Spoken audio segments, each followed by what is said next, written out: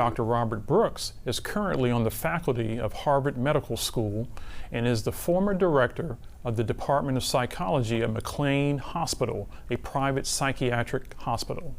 He has authored, co-edited, or co-authored 18 books, including Tenacity in Children, Nurturing the 7 Instincts for Lifetime Success. Dr. Whitney Caceres is a private practice pediatrician and the author of The Working Mom Blueprint, Winning at Parenting Without Losing Yourself. She also operates modernmommydoc.com. Dr. Oksana Haggerty is an educational and developmental psychologist who serves as a learning specialist and a director of the Center for Student Success at Beacon College in Leesburg, Florida. She specializes in academic support, cognitive abilities, learning disability interventions, and educational and developmental psychology.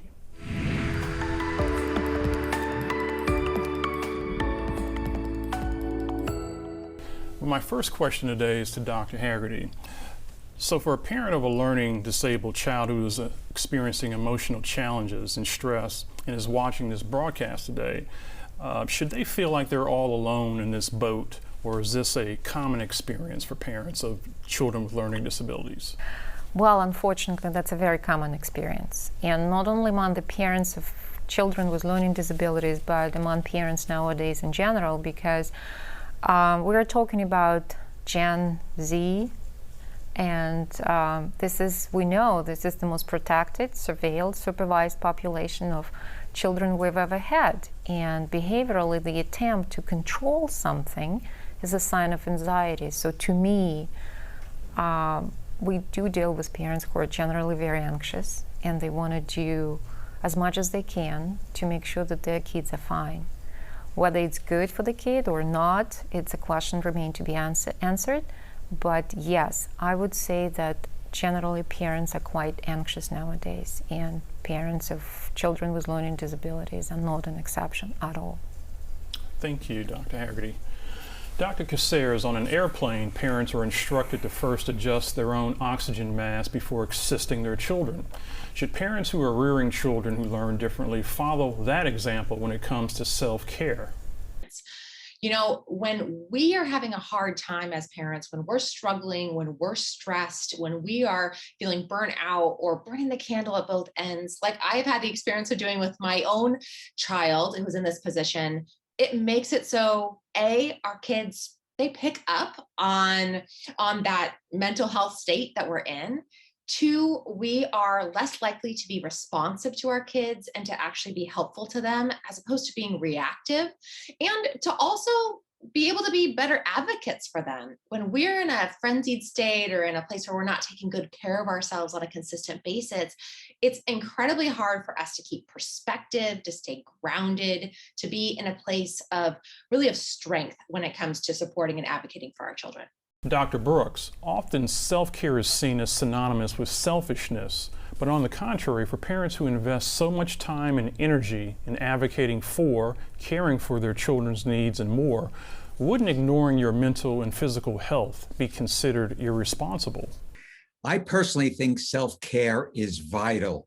After writing a couple of books about helping kids be resilient, a number of parents and teachers said to me, that can you help kids be resilient if you're not feeling very resilient yourself? And the quick answer is it's very difficult.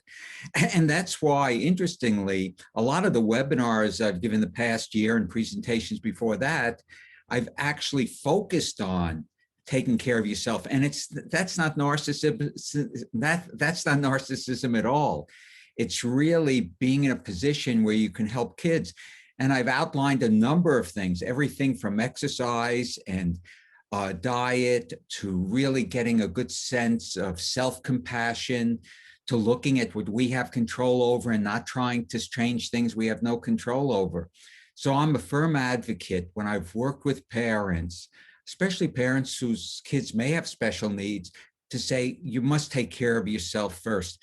One of my favorite presentations is, can you take care of your children or your students if you don't take care of yourself? So these things, which I briefly suggested, are things we should engage in as parents and as caregivers. And it's not selfish at all, because then we'll be in a better position to help out children. What is compassion fatigue, and does it affect parents regarding their neurodiverse children? Compassion fatigue has often been used to describe the fatigue you experience when you try to be very caring and very compassionate. And you get so involved with trying to help others that you don't take care of yourself.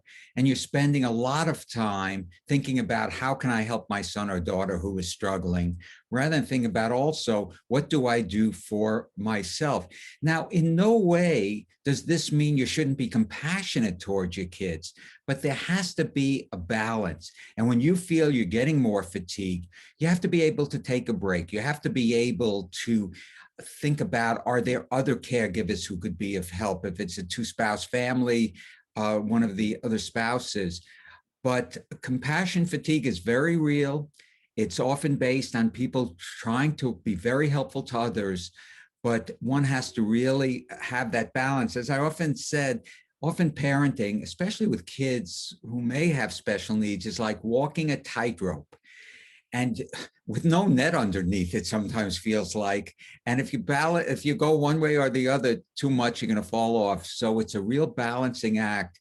But compassion fatigue is not going to help us, and it's not going to help our kids. Dr. Haggerty, worry and grief often go hand in hand in parents of learning disabled children. Parents may worry about their child's self-esteem, schooling, mastery of life skills, and whether the child will be able to have a successful career in family and normal adult life.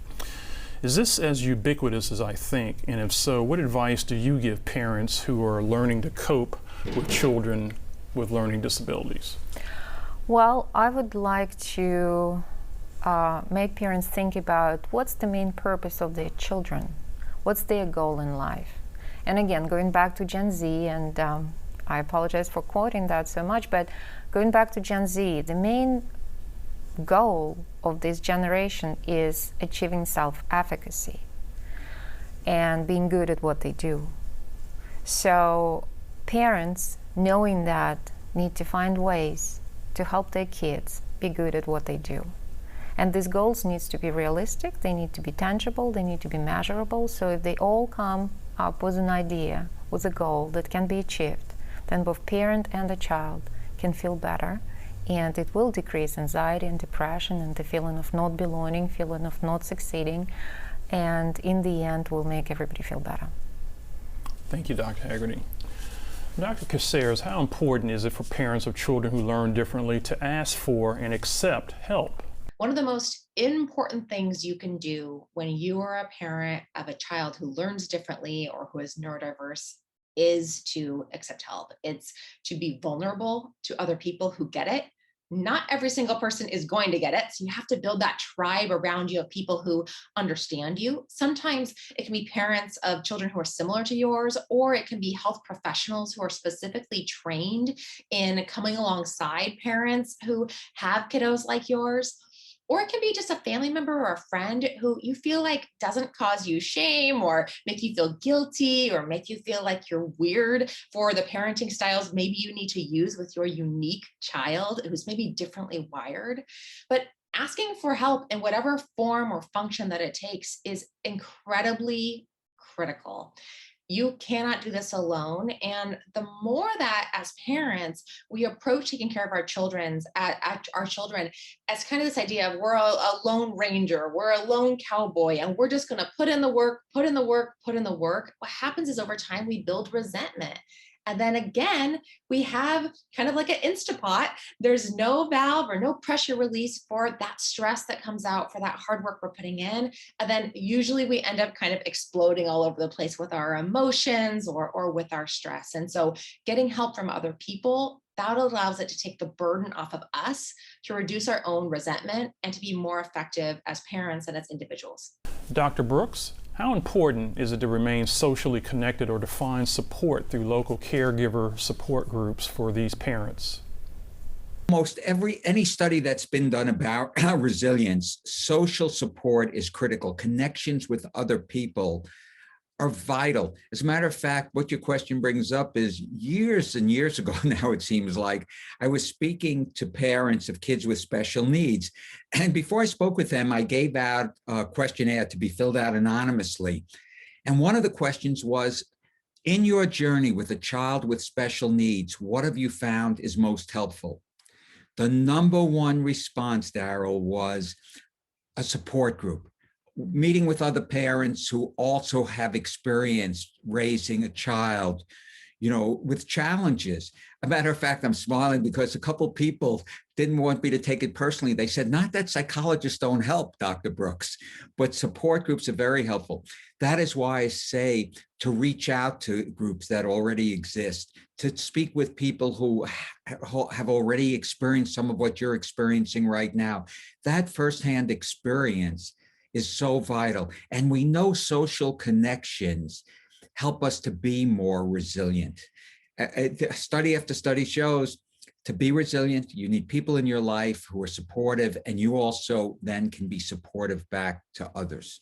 Do parents who are raising children with learning disabilities, or LD, need to practice letting go? So I talk to moms all the time on my platform, Modern Mommy Doc, about this idea, but it's true for all parents, and especially children with learning disabilities or differences. We can't control every single thing that happens in our lives. We've learned that this past year, right? If nothing else, we've learned that there are factors that are definitely out of our hands. And when it comes to our children, there are factors that we can't control for them either. I can't control for my child who gets very dysregulated easily if she will be upset every single time if I don't take her to the store she wants to go to, or doesn't get to watch the show that she wants to watch at that moment. There are times where I have to set limits that I know are going to cause problems for her, and I can't control that. All I can control is the way that I approach her and the way that I respond to her. And that is a lesson for our lives in general as parents, is that there are some things we're going to have to just let go. We're going to have to release, be it potentially our schedules and what we're able to do there, maybe our social interactions with other parents, maybe the fact that we're not able to be a perfect parent, a positive parent at all times. Right? Maybe the fact that our houses won't look exactly the way that we want them to do in terms of mess or in terms of organization, because we're trying to focus on the things that actually do matter. When I talk to people about letting go, I say, you're saying no to something that is of no value or little value to you, or that you can't control, because you're saying yes to what is the most valuable to you, your connection with your kids, your child's advancement, and then reaching their full potential in whatever way that looks like for them, and your wholeness and wellness as a parent. So this last question is for all the experts, and I'm going to start with Dr. Haggerty first, but what are some practical ways for parents of children with LD to ease stress and to take care of themselves too? My advice is to establish a loving distance. It's very important when a kid comes to you and with a problem, you just ask the kid to tell more about the problem, but don't jump to solve that problem. So try treating your child as a child of your best friend. You will listen to this child. You will probably feel very, Oh, you can start that again, I suppose. Yeah. Okay, all right. You will feel very, emotionally connected to the child, right? I wanted to say you will feel for that kid, but you won't jump to solve his problems. Mm-hmm. Okay. Okay. So my advice to parents is to establish a loving distance with your child, to be there for the child, to listen to them, but not jump to solve their problems. Think about your child as a child of your best friend. That's a very good analogy to help know what to do. You will probably listen, you will probably feel for that kid, but you won't solve the kid's problems. The same here. Back off just enough to give the child the responsibility and the freedom to take the decisions, maybe to make mistakes, but also to have the responsibility to problem solve. Thank you, Dr. Haggerty. Dr. Caceres, any advice? So the good news when it comes to taking care of ourselves as parents is that it doesn't have to be expensive. It does not have to be excessively time consuming. You don't always even have to have someone else there to be able to do it. So I tell moms and dads specifically that a couple things you can do are, one, take 5 minutes a day that are just for you. And you can decide what time that is. If it's in the shower, you take an extra 5 minutes to let the water just run over you and be quiet. If it's maybe a mindfulness app that you're using that just does a guided meditation for you really, really quickly. If it is journaling for 3 pages of just writing out how you're feeling in that moment, those 5 minutes a day set the foundation for you attuning to yourself and putting yourself in a position of value. The second thing I tell people is that you deserve 1 hour, 3 times a week. That's not that many hours in the course of an entire week that are about you having enjoyment, that are not about performance, that are just about you being you, doing the thing that brings you back to your own joy, to your own peacefulness. To me, this is, riding on a Peloton bike, listening to Justin Bieber, right?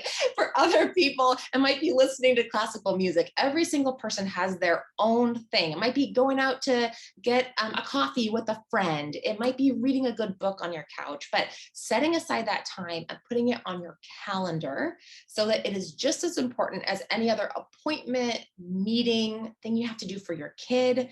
So that way it takes a priority in your life. Those are the 2 most important things. Of course, we would all love for parents also to take more extended time where maybe they go away for a weekend, or maybe they, go have an afternoon that's by themselves to do something that they love. But I know that's not as realistic as we would like it to be. And especially in this past year with COVID, that just was not the reality for many of us. So I think first we have to get to those little tiny moments and that 1 hour, 3 times a week.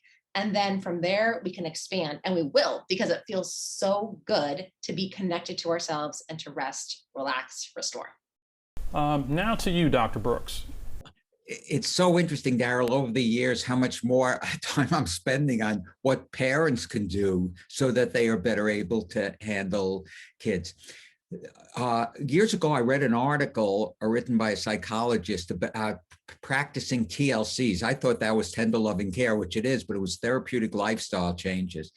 And what that meant was there are things within our control that we can do so that we are less stressed.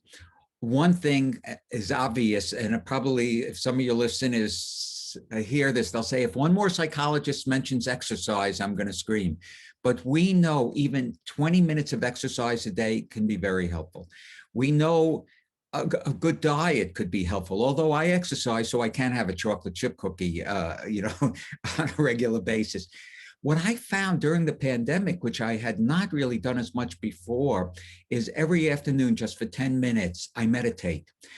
There's research to show just 10 minutes of meditation. And some people say, well, how do you meditate? I said, if you looked at how I meditate, it's probably like a 5-year-old. I take deep breaths in and out, but there are apps that can help us. So these are certainly some things. Another thing that we have found very helpful is the whole area of gratitude to help us not to be as stressed. And there are 2 forms of gratitude that I've recommended. One is, and this is based on a lot of research done by psychologists, every night or every 3rd night or once a week, write down a few things for which you are grateful. It's not that you're going to ignore the problems you have, but it helps it to short circuit all of the negative feelings. The other form of gratitude is write a brief note. It could be an email to someone to whom you are grateful for something. What the research finds is not only does that help you to feel better and less stressed, it also helps the other person to feel the same way. And the last thing I'll just mention, which I write a lot about it, in all my writings, I write about this concept of personal control. It's like the serenity prayer. But what research on resilience has found is there are people who are resilient who can really let go of things they have no control over and focus on what they do. And just to give you an example from many families I worked with kids with special needs, it's not unusual for a family to say, why did my child have to have a special need? Why us? Why him? Or why her? Very natural. But if you keep thinking that way, you start developing what we call in psychology really a victim's mentality. So what the research shows is both parents and kids, as they grow up, kids with special needs, do much better if they're able to say, and I know this isn't easy, yes, I have a learning difference, or yes, my son or daughter does. But now that we know that there are things we could do to help them with this, to find different ways for them to learn. Again, it's a shift in mindset. It's not always easy, because we know with a number of kids having a learning difference, having attentional problems, does add extra obstacles, to their lives. But if we could develop that attitude, we had no control over a child having this special need. What we have control over is our attitude and response to things. Then we could be much more creative in really helping ourselves and our kids. Well, that wraps this session of Ask the Experts. Do you have any questions about learning differences? Are there concerns you're facing daily in your journey with learning and attention issues? We're collecting questions for Season 2 of A World of Difference, and we're happy to answer your questions on air. Sign up via our website, awodtv.org, to have your questions answered during our Ask the Experts segment on an upcoming episode of A World of Difference.